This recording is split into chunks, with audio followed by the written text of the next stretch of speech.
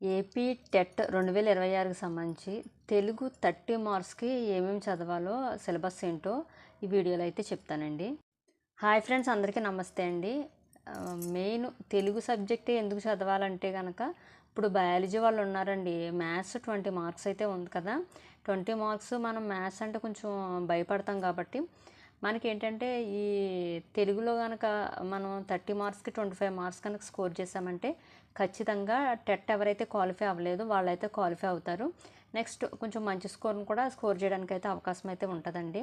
So అందుకే నేను ఒక వీడియో అయితే చేశాను ఆల్రెడీ తెలుగు సంబంధించి టెట్కి ఏ సిలబస్ వస్తుందని చెప్పి. అదేంటంటే తెలుగు ఎవరైతే రాస్తున్నారో వాళ్ళకి తెలుగు టెట్ రాసే వాళ్ళకైతే ఆ వీడియో అండి.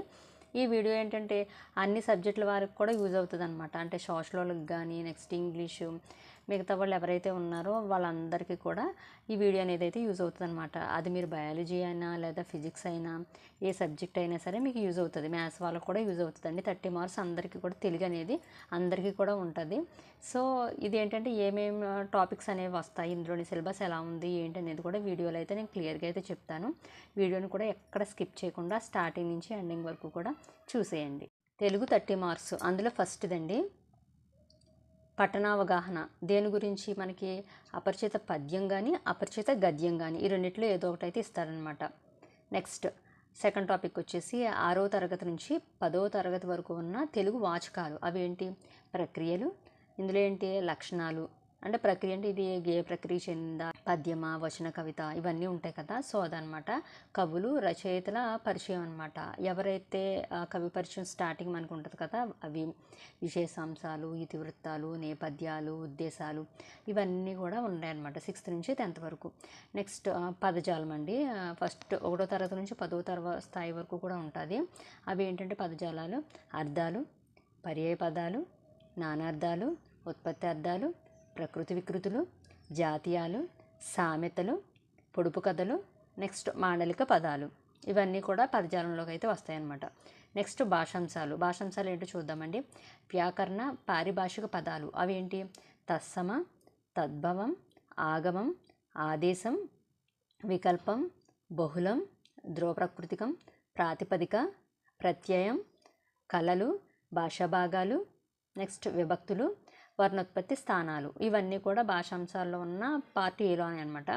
నెక్స్ట్ సందులు, నిర్వచనాలు. ఆ సందుల్లో ఏమేమి సందులు?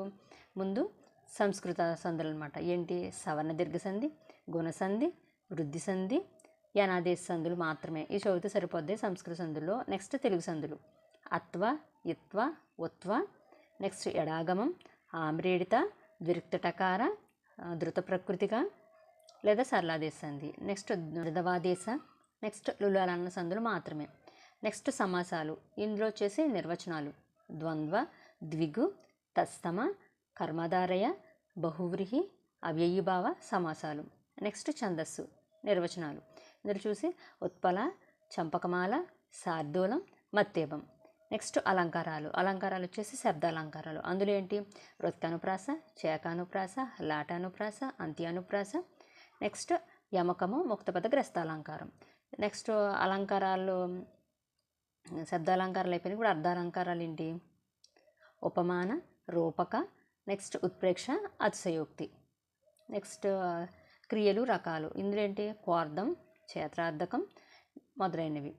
నెక్స్ట్ వాక్యాలు, భేదాలు. ఇందులో ఏంటి? సామాన్య, సంయుక్త, ఆశ్చర్యార్థక, ప్రశ్నార్థక, కర్తరి, కర్మని.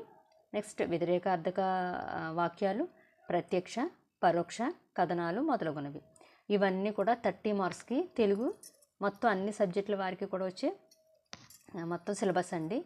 ఇవి మీరు మ్యాక్సిమం 30 మార్క్స్లో ఒక 25 మార్క్స్ కవర్ చేస్తే కనుక మీ స్కోర్ అనేది అయితే ఎక్కువగా అయితే రీచ్ అవుతుంది.